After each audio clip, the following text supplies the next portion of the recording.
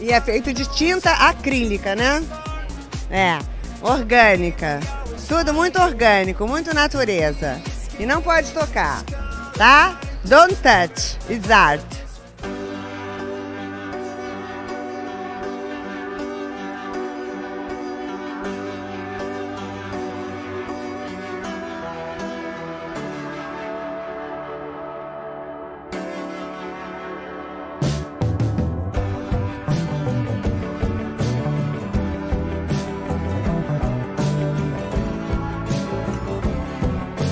Quando eu cheguei em casa aquele dia, de repente vi que eu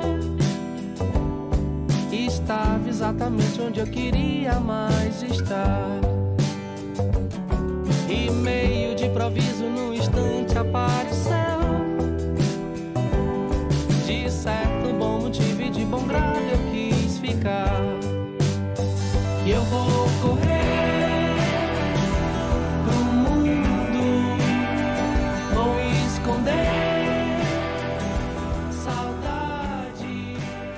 Olá, criaturinhas! E tá começando mais um Não Pode Tocar. Eu sou Fabiana Pedroni e hoje, excepcionalmente, eu sou a dona dessa porra toda. Porque eu tô de férias. Tá, brincadeiras à parte, não quero ser dona de nada não. Mas professora, estudante, tutora do tio, quando entra de férias, começa a pedir desculpas para os amigos pela ausência e volta ao podcast. André também vai voltar, aproveitar essa semana e trazer sua voz aqui comigo. E para seguir esse ritmo gostoso de férias, neste episódio vamos dar uma volta, fazer uns passeios e brincar com a ideia de distração. Desde o início, nos propomos a deixar o podcast aberto a mudanças, a vontades, a migrações. O Não Pode Tocar pode aparecer num formato um pouco diferente, apresentado por qualquer um dos integrantes em seus episódios oficiais, como viram no episódio passado, em que Rodrigo e Alana construíram um ensaio sobre identidade e alteridade. Além também do Pataquadas e do Não Pode Chorar, que são derivados do Não Pode Tocar, cada um com sua proposta. No Pataquadas, a Alana repercute as principais notícias do mundinho da arte. E no Não Pode Chorar, contamos histórias pessoais e pensamos em como lidar com o caos e os causos da vida. Neste episódio, a gente vai embarcar na vontade da distração. Vira e mexe, a gente tem aquela sensação de que precisa caminhar mais devagar, levantar a cabeça e ver as varandas dos prédios, respirar de um modo diferente. Isso não é diferente também quando se fala de produção. Algumas vezes já comentamos aqui no podcast sobre como há uma ideia muito distorcida sobre criatividade e inspiração. Sofrer influência de algo, se deixar ser contaminado por outro, faz parte de um processo muito mais extenso, que nada tem a ver com uma luz mística que toma seu corpo e te torna produtivo instantaneamente. Pode ser o caso de alguns, mas mesmo um transe, uma experiência mística ou abdução, vem de um processo, de um trabalho, de um caminho que exige uma ação. Não se dá de forma passiva simplesmente. O que veremos hoje aqui no Não Pode Tocar será um dos muitos desdobramentos criativos de produção que, de modo indireto ou mesmo direto, geraram este podcast. Quem nos acompanha percebeu, e quem está aqui a passeio vai ver hoje, que muito do podcast vem e vai para as produções reunidas no site notamanuscrita.com. Esse site está no ar desde 2012, quando o Rodrigo e eu estávamos na graduação em artes. A gente queria reunir e dar vazão a uma série de produções que eram do campo artístico, literário e aquelas mais acadêmicas dos artigos científicos. Mas cada uma das coisas com as quais a gente se envolvia e se envolve porque este processo deu certo pra gente e continua aí até hoje, se desdobra em diferentes experiências e produções, o que obviamente vai também nos aproximar de outros colaboradores no próprio site, como o André e a Alana, que estão com a gente aqui no Não Pode Tocar. Essa relação de desdobramento é parte central do nosso tema de distrações de hoje. Vamos imaginar uma situação. No primeiro dia, você vai ver uma exposição de arte numa galeria. Depois, um bate-papo, uma mesa de conversa, ouvir outras pessoas falando daquele trabalho ou a própria artista.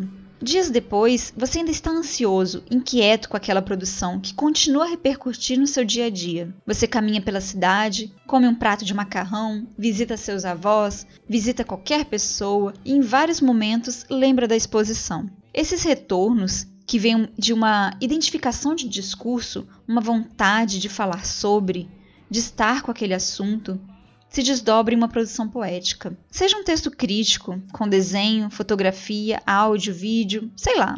Mas daí que aos poucos, o pensar sobre essa produção parece se encaixar bem com outros de seus pensamentos, que você estava até rascunhando, e aí de repente você tem um outro desdobramento, agora acadêmico. E aí você senta com seus amigos, começa a conversar sobre aquela exposição, sobre como foi a semana, sobre como foi o dia, a repercussão daquela exposição no seu dia a dia.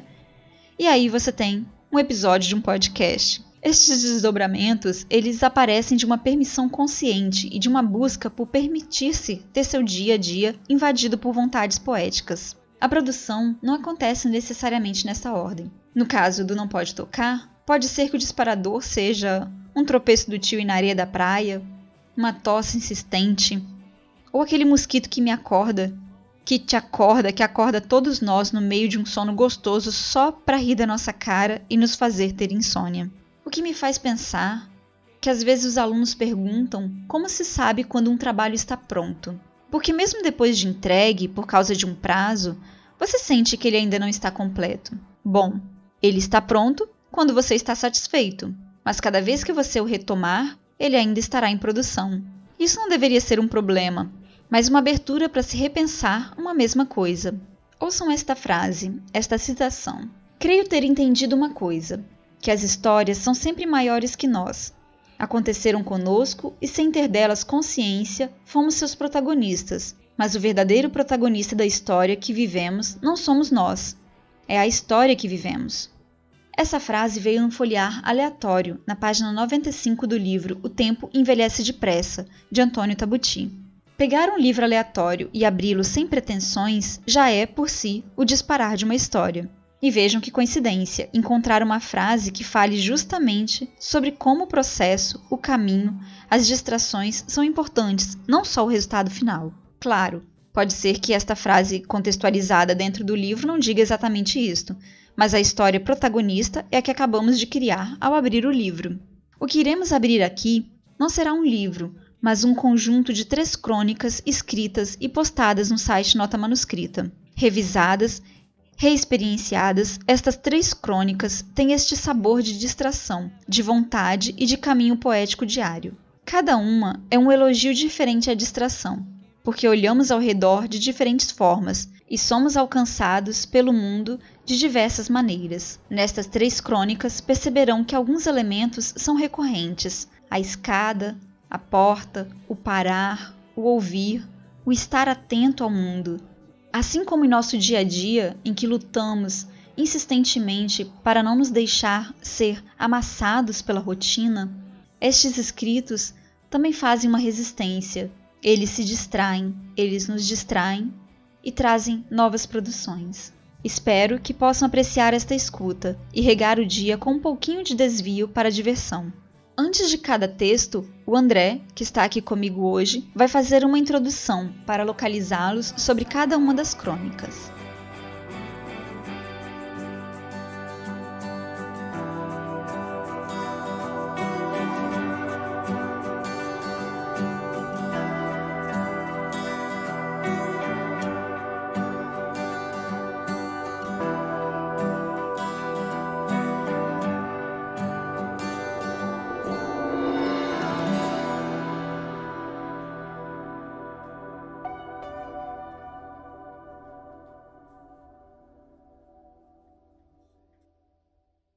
Crônica 1. Distrações humanas para o desnecessário. Este primeiro texto é o que dá nome a este episódio do Não Pode Tocar, Crônicas da Distração. Em uma página, encontramos anotações para monografia. Noutra, um texto que insiste em se materializar. Há dias em que somos mais exigidos, que você precisa mostrar resultados e impor-se objetivamente. Contudo, a vida não é feita de objetividades. Por mais que nos organizemos, que tudo esteja cronometrado, a luz que vem da janela chamará mais atenção que qualquer dado importante. E nem sempre a persistência na concentração é o caminho mais produtivo.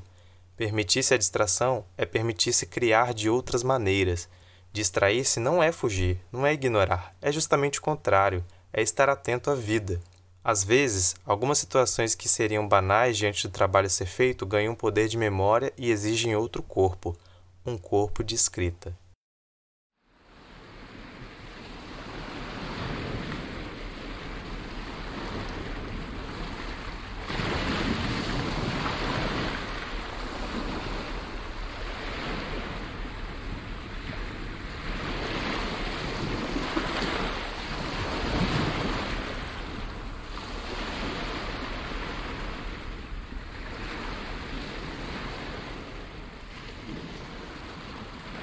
Distrações humanas para o desnecessário. Sei, conscientemente, que nestas páginas brancas não deveriam figurar histórias cotidianas e rasas, mas o conto não deixa a mente. Hoje, em minha caminhada atípica, que vai e vem como cólicas menstruais, deparei-me com o gosto de divertir-me com a estupidez humana. Era um senhor. Idade? Nunca soube julgar, mas talvez por volta dos 65, 70, 75, não menos que 65 anos. Blusa preta com o dizer nas costas: não temos só palavra, temos atitude. Irônico ou providente? Logo que me aproximei, sua visão de águia de 65 anos viu meu reflexo jovem e colocou-se a passos largos e rápidos. Pensei, já rindo: Senhor, isso é uma caminhada, não uma competição. Mas, seguindo meu instinto, apressei-me para acompanhá-lo. E assim fomos, por um longo caminho. Ele, eu e Luiz Prima. No, no, no, no. Bingo, bango, bungle, I'm so happy in the jungle, and I'll tell you, so you will know. Each morning, a missionary advertised with neon signs. He tells the native population that civilization... Foi então que ele desacelerou e pegou o celular. Celular? Senhor, olha para essa praia linda. Desliga isso, se desconecta um pouco. E ele dizia: Blá blá blá blá blá blá. Aham. Blá blá blá blá blá blá blá. Eu vou. Blá blá blá blá blá blá blá. Tá, eu preciso desligar. E eu só ouvi a voz de Kelly Smith. A foggy day in London town had me low, had me down. I viewed the morning with alarm, and that British museum had lost its charm. How long I wondered. Me aproximo e quase que eu ultrapasso. Ele me vê. Guarda apressadamente o celular e força o joelho ao limite do The Flash. E me ultrapassa. Atrás dele! Vou rindo o tempo todo, já fisicamente, da bobagem em achar que uma ultrapassagem numa caminhada diz alguma coisa. Ele se afasta. Meu tendão reclama. Já no final do meu percurso de ida, apoio-me para alongar, no lugar de sempre. E vejam quem faz a curva e retorna. O garotão tolo e agora por mim pensado como um machista indestrutível. Saio da frente? Não. Pra quê? Vamos brincar. How long I wondered, could this thing last? But the age of miracles hadn't passed, for suddenly I saw you there, and in foggy London town the sun.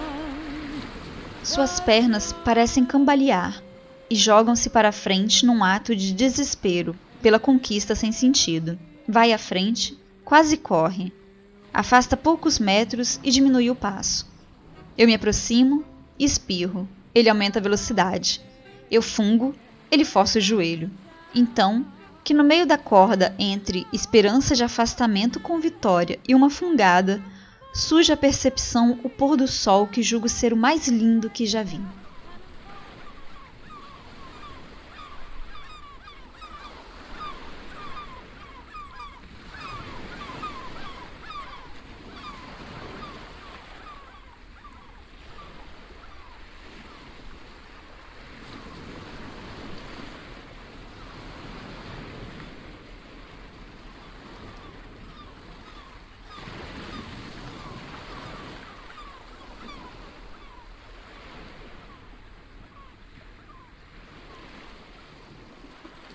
Exageros à parte, quando me deixei levar por um ânimo místico, sem querer alcancei o jovem 65, e ele entrou em pânico. Influenciada pelo espiritualismo, diminuí o passo sem o intuito de rir do senhor. Foi um alívio. Seu corpo já estava curvado, pronto para o abater-se ao enterro. Tive, neste instante, certo nojo e desprezo por algumas características humanas. O desrespeito consigo, de seus limites, do seu corpo e não aproveitar do pôr do sol mais lindo. Raiva, andar rápido, rápido, rápido, joelhos, latejar, tendões, curvaturas, risos internos novamente, patético, rápido, mais rápido, mais rápido, mais rápido, rápido, menos rápido, menos rápido, menos rápido, apenas menos. Uma distensão, um infarto, desvio à esquerda, perna direita não respondendo, olhar fixo sobre minha condição jovem e o orgulho de não admitir o 65. Fingimento, não ia alongar, não ia morrer. Devia ser o final de sua trajetória, o findar de uma disputa não disputada. Sem um olhar para trás e conferir a verdade. Permito-me a dúvida. Morreste, senhor 65 atitude? Provavelmente não, mas tornei-me tão memorável a ti quanto você a mim. Mas, por razões completamente distintas. Chego em casa, deixo meu celular de lado, retiro os fones, me despeço de Luiz, e assim termina. Uma página desconexa ao que deveria ser escrito. Memorável. Everywhere, everywhere.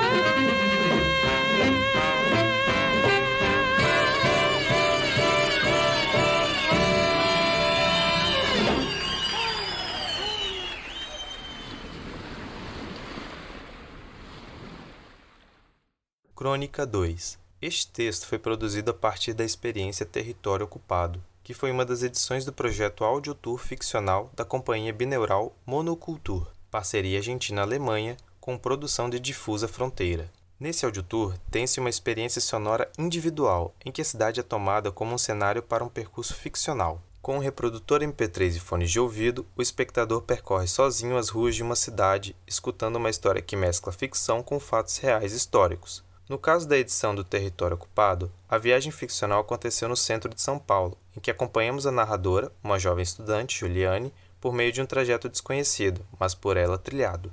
Uma caminhada narrativa que modifica para sempre a relação dela com a sua cidade e a relação daquele que a acompanha e a escuta. O formato audiotour ficcional põe o público em um lugar distinto. De espectador passivo, passa a ter papel fundamental neste terreno limítrofe entre a intervenção, o documentário e a ficção. Uma experiência sonora que envolve todos os sentidos e propõe uma maneira diferente de percorrer as ruas centrais da cidade paulistana. Ela precisa fazer um trabalho de escola e nós a acompanhamos e vivenciamos a sua vivência com a cidade. Ter a possibilidade de ver ruas que antes eram vistas apenas com o canto do olho, subir em prédios, pedir licença para uma senhora para entrarmos em sua casa, pois Juliane quer entrar naquele espaço, é uma experiência que deixa marcas. E nesse sentido que a crônica intitulada Por Detrás se constrói, como um vivenciar repetitivo do dia a dia quebrado por uma distração poética.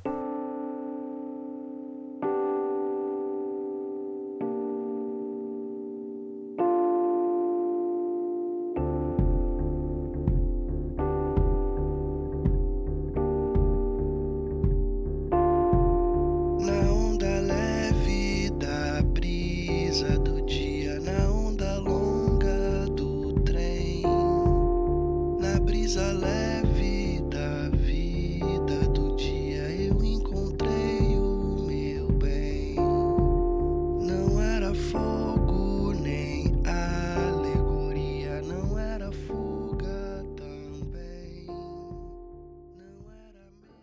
detrás.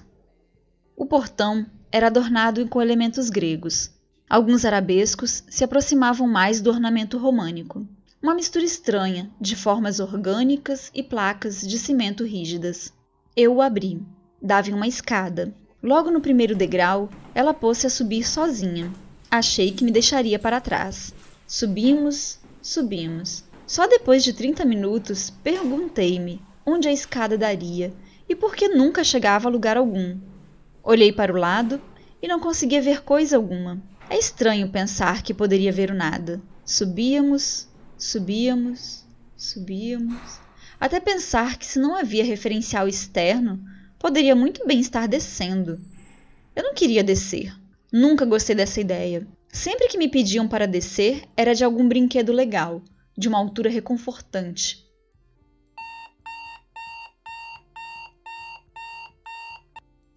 Dia 17, 6 horas da manhã. Acordo cansada, com as pernas doídas. Lentamente desço as pernas da cama e procuro o chinelo. Não o encontro. Encosto os pés no chão gelado e me direciono ao banheiro. No espelho, um reflexo sempre indesejável. Pela manhã, nem todos são humanos. Minhas orelhas estavam muito pontiagudas, mais que o normal, e o tufo azul de cabelo crescera novamente. Os olhos tão vermelhos que qualquer místico teria visões apocalípticas. Disseram-me que era uma defesa natural e cada vez mais necessária contra a poluição. Escovo os dentes, utilizo a latrina e volto para procurar os chinelos. Nada ainda.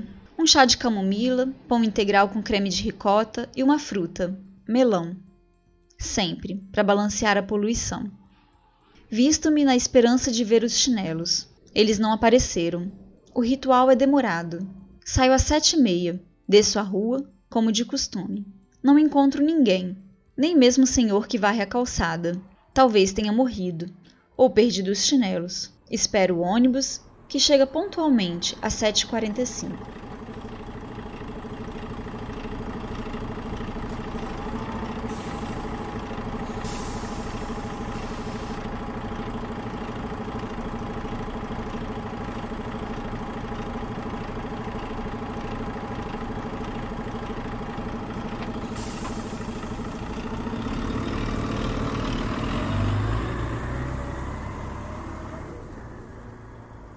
Bom dia. Minhas primeiras palavras do dia. Com licença. Desculpe. Com licença. Ai!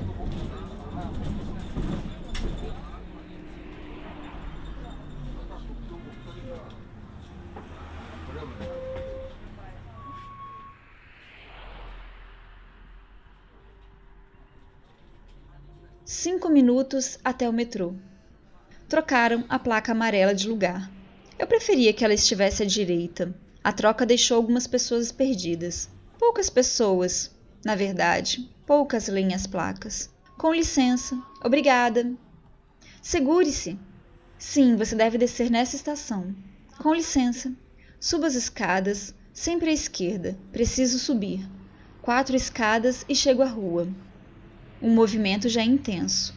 Piora se coloca um cone na esquina. Nunca entenderei aquele cone. Paro no sinal, aqui chamado de farol.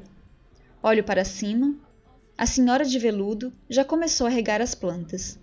Sempre joga água nos ornamentos da fachada, na esperança de que cresçam, talvez.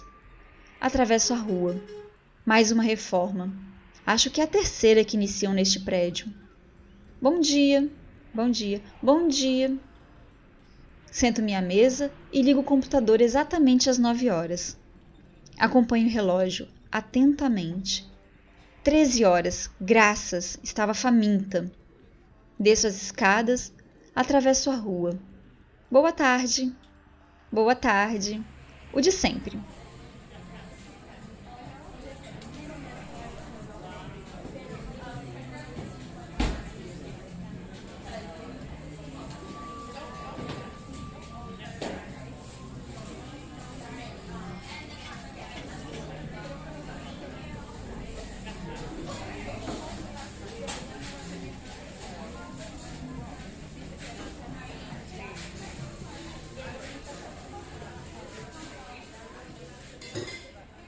Duas horas.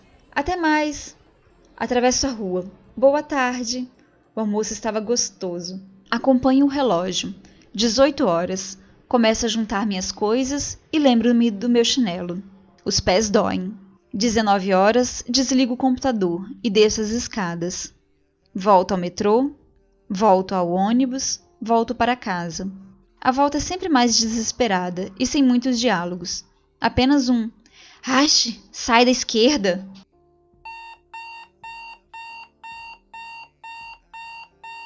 Dia 18, 6 horas da manhã. Acordo. Esqueci de procurar os chinelos. Deixo para lá e vou direto ao banheiro. Corto o tufo de cabelo azul, encolho as orelhas e uso colírio. Chá, pão e fruta. 7h30, saio de casa. 7h45, pego o ônibus. Bom dia. 7h55, pego o metrô. Hoje atrasou. Um carro quebrado em frente à estação. Com licença, subo as escadas. 4 escadas, chego à rua. Tiraram um cone. A senhora boceja. O limo escorre pela fachada. Atravesso a rua. Observo o andamento da reforma. Bom dia. Sento-me à mesa e ligo o computador. Exatamente às 9 horas. Acompanho o relógio atentamente. 1 hora, almoço. 2 horas, retorno. 19 horas, desligo o computador e desço as escadas. Saio do prédio, volto ao metrô, volto ao ônibus, volto para casa.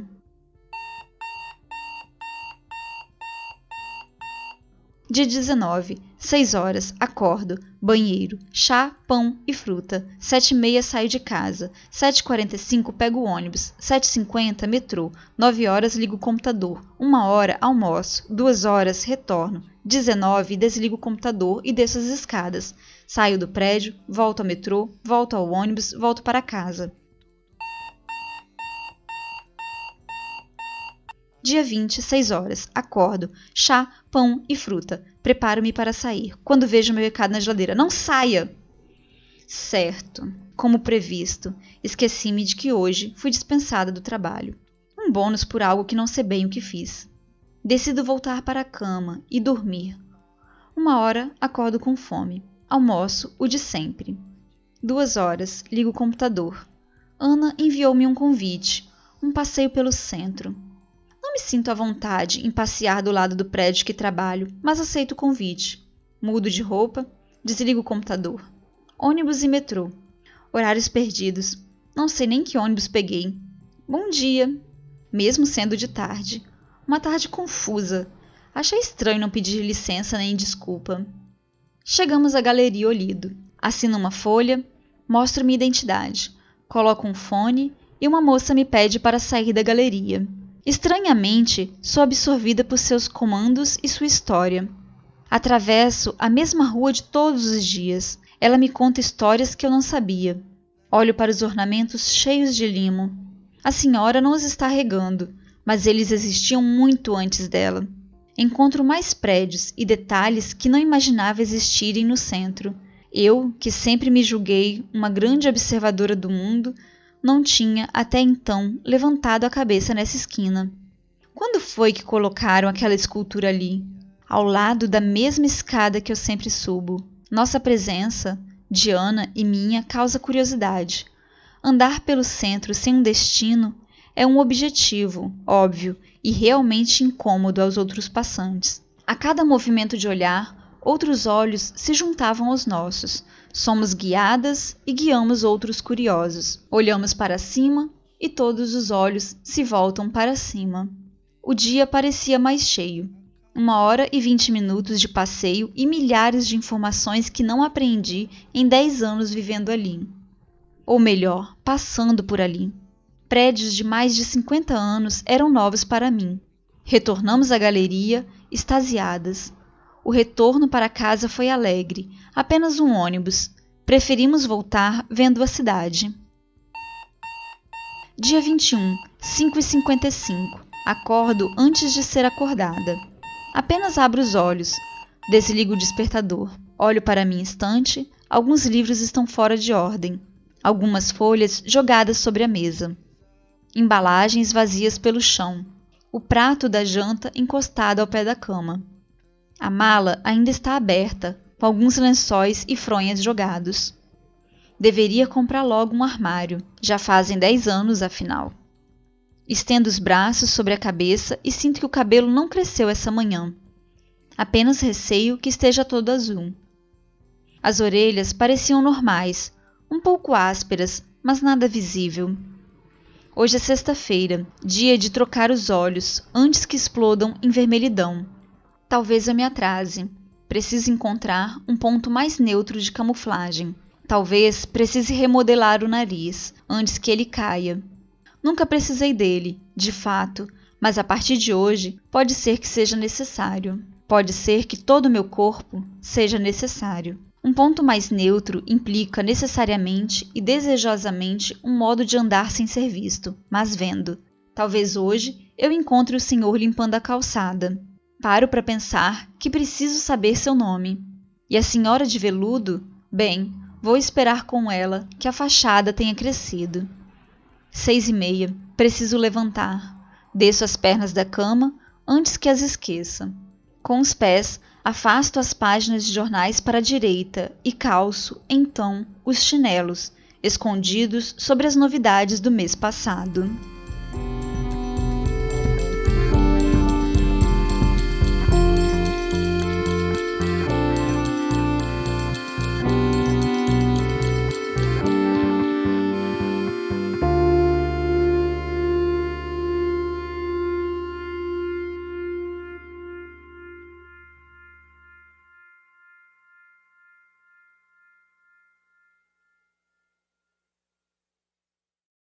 Crônica 3. Se na primeira crônica tivemos uma distração do trabalho, e na segunda uma distração poética a partir de um evento artístico, neste terceiro texto temos uma distração criada pelos próprios causos da vida, uma escrita que acontece no observar do caminho, no apropriar-se poético deste caminho. Quanto você escuta e vê entre dois pontos, o de partida e o de chegada? Bloquinho de anotação, cadernos, diários, rascunhos, guardanapos, blocos e app no celular. Fotografias, ferramentas das mais diversas que ficam à disposição da nossa vontade de registro. O dia, por mais maçante que seja, por mais sobrecarregado que seja de responsabilidades, ainda nos permite abrir pequenas brechas, dobras do tempo em que podemos exercitar nossa vontade de estar, de sentir-se presente. Os mais variados processos de criação e distração são caminhos de investigação do mundo. São várias as forças diárias que tentam nos tirar o direito produtivo da distração, mas ela pode persistir, tanto quanto essa força de anulamento. Quando criamos uma produção poética, ou qualquer outro nome que queira dar para um rabisco no canto do caderno, significa que ali fomos absorvidos, que ali encontramos num pequeno espaço uma vontade, uma ligação consigo e com aquilo que produz. A partir do momento em que o outro encontra essa produção, já temos o outro processo de leitura poética do mundo. Que caminho devo tomar? Depende de como você pensa, como sente o que sente. Pensar e sentir não são ações presas a uma dualidade. São parte da mesma vivência. A nossa existência está enraizada ora no mundo, ora na intersubjetividade, ou seja, ora nos relacionamentos com o mundo, ora com outros sujeitos no mundo. Quando crianças, somos muitas vezes incentivados a criar um espaço de expressividade pelo qual podemos deixar nossas marcas, seja em seus desenhos, grafias, diários, fotografias, pedrinhas empilhadas, montinhos de lama. Buscamos, através das linguagens, modos de dialogarmos, de dizermos sobre nós, pensarmos sobre nós. Apagaram-se as lâmpadas na estação da luz. Apagaram-se os relógios da Avenida Paulista. Apagaram-se os sinais e as televisões. A razão se apagou e todo mundo sentiu. A surpresa no final da linha. Próxima estação. Next station. Faria Lima.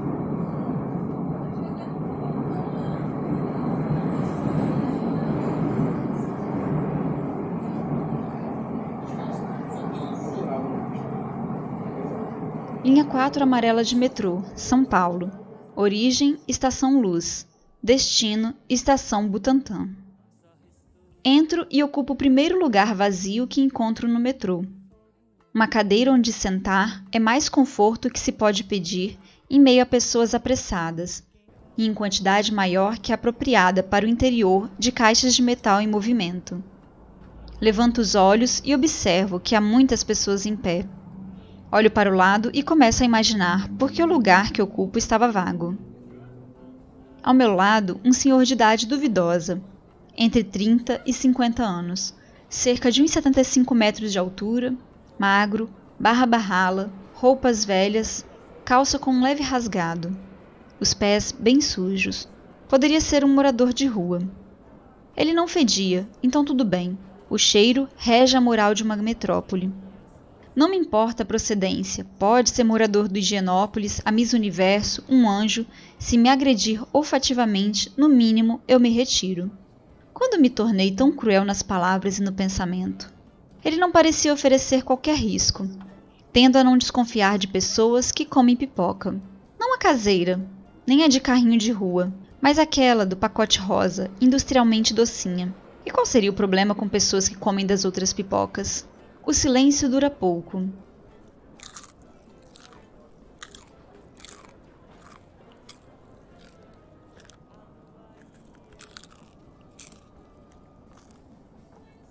Come uma, 2 pipocas e olha para mim.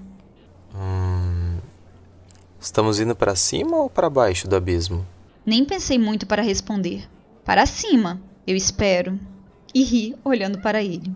Voltei-me para frente e vi os rostos temerosos dos outros passageiros. Talvez pensassem que íamos para baixo, mesmo que estivéssemos subindo para depois pular. Ainda me parecia uma ideia mais reconfortante a de subir. Agora penso que provavelmente abaixo do abismo não existiam pipocas. Ele pareceu não acreditar em mim e se contorceu por cima da multidão para alcançar, com os olhos, o painel eletrônico, aquele que marca o destino do trem. Até hoje não entendo muito bem a ideia paulista de metrô e de trem. Está indo para o Butantã. Não sabia se isso queria dizer que eu estava certa ou errada. Se pensarmos sobre a estação de origem, Luz, certamente eu estava errada.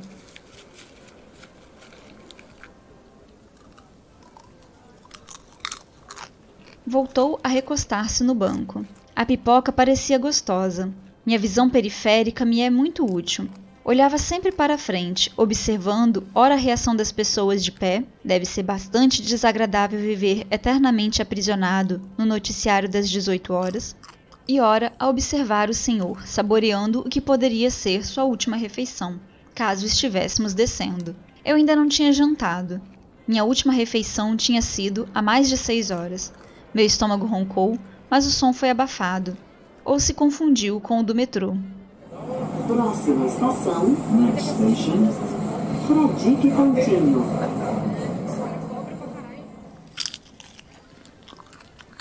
É lá que eu vou encontrar meu inimigo. E mais uma, 2, tantas pipocas, uma a uma, recolhida do saquinho rosa brilhante, em intervalos cronometrados, perfeitamente espaçados. Achei por bem responder. É mesmo? Técnica aprendida com meu irmão, que bem se adapta a conversas que você finge participar, em que não se escuta nada, só responde. Ou, no meu caso, para não contrariar alguém que tem um inimigo e que come pipoca de infância. Nossa, que saudade dessa pipoca. Acho que eu tinha uns 10 anos quando fui com minha prima, que devia ter 6 anos, comprar em uma fábrica, perto da casa dela, um saco maior que a gente de pipocas, com dezenas de saquinhos de pipoca. Eu queria entrar e ver como funcionava a fábrica, mas um funcionário trouxe o saco até o portão. Queria tanto entender por que de hora em hora havia uma grande explosão, se era mesmo uma técnica que explodia milhares, talvez milhões de grãos de milho em um momento único, ou se era a coincidência estranha de um funcionário deixar cair algum carregamento de açúcar, porque o barulho parecia de sacos caindo de uma grande altura. Ambas as alternativas eram fascinantes. A última vez que comi dessas pipocas foi no supermercado com minha mãe. Eu devia ter uns 25 anos, nem tem tanto tempo assim. Naquele dia, decidimos que não íamos mais comprar, pois por várias vezes seguidas comprávamos para comer na volta para casa e quando abríamos o saquinho éramos atingidas pela decepção de memória murcha. Que raiva! Será que as pipocas de São Paulo não tinham murchado? Olho para o lado, sem virar a cabeça, e percebo um movimento brusco. Ele tenta tirar algo do bolso esquerdo da calça. Eu estava à direita dele. As pessoas se assustam e me deixam ansiosa. Será que alguém tentou sentar aqui e morreu? Não. Mas pode ter sido atacada. Que não seja um canivete, que não seja uma lixa, que não seja um objeto perfuro-cortante. Nossa, preciso parar de voar tanto. Que não seja um papel de propaganda. Comecei a confabular sozinha. Se estava difícil de sair, podia ser algo grande. Ai, que não seja uma pedra, que não seja uma espada, que não seja uma colher. Então, decidi olhá-lo diretamente. O homem, não o saquinho, sem a mediação dos olhos das pessoas de pé. Segundo estes, eu seria ali mesmo esquartejada e entregue em sacrifício ao deus do abismo Butantã. Assim que completei 45 graus de rotação da cabeça, ele conseguiu retirar o objeto monstruoso. Uma carteira, já bem surrada. Só consegui olhar para o rapaz à minha frente, que parecia queimar por dentro de medo. E saiu um... não tão alto quanto eu queria. Estava com vergonha de ficar ansiosa pela ansiedade alheia. Veja, olha que moça linda. Era uma foto 3x4, toda amassadinha, com várias marcas de dobra. Teria tido tanta raiva do amor assim, ou era um apego não desejado? Sim, ela é muito linda. Disse sorrindo e olhando em seus olhos. E era mesmo. Cabelos castanhos, ondulados, jogados sobre uma blusa vermelha. Compartilhei com ele aquele longo suspiro. Olhei para frente e ele me disse, voltando a comer sua pipoca e observando os reflexos no vidro da frente. Tem tanta coisa por aí. Pipoca. Faz bem. Pipoca. Não dá. Pipoca. Você... Pipoca. Imaginar? Pipoca. Ficar sem? As palavras dele começaram a sumir na medida em que abaixava o tom de voz, e eu não queria admitir que sou meio surda do ouvido esquerdo. Eu apenas continuei sorrindo e balancei afirmativamente quando ouvi. Não se preocupe, a vida ensina, mas tá tudo certo. E eu disse, é verdade, vamos vivendo que descobrimos isso, por bem ou por mal. Quando me ouviram incitando mal, uma senhora saiu às pressas de perto e comecei a pensar na vida, na murcheza redundante da vida, que nem sempre é rosa, e o estômago roncou. Feliz, inimigo bem lá. Há uma surpresa no final da linha.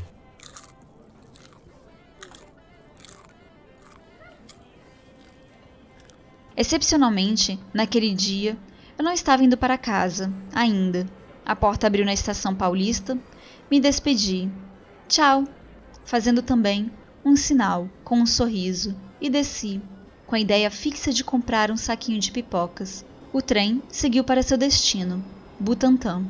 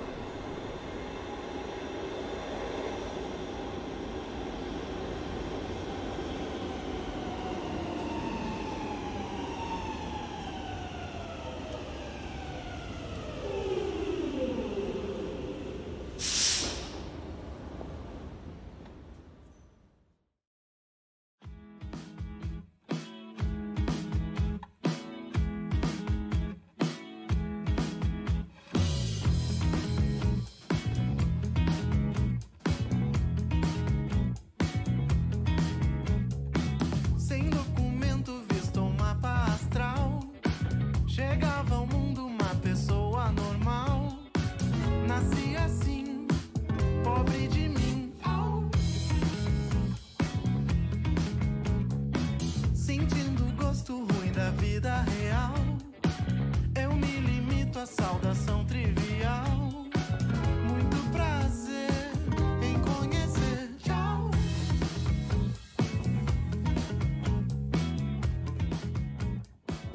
É isso, gente. Assim a gente encerra o Não Pode Tocar de hoje.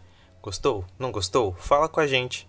A gente fala tanto de desdobramentos, de como absorver e vivenciar uma produção e torná-la em outra coisa, um outro seu, um outro nosso. Inclusive isso pode virar um e-mail, uma fala ou um suspiro que chegue até a gente.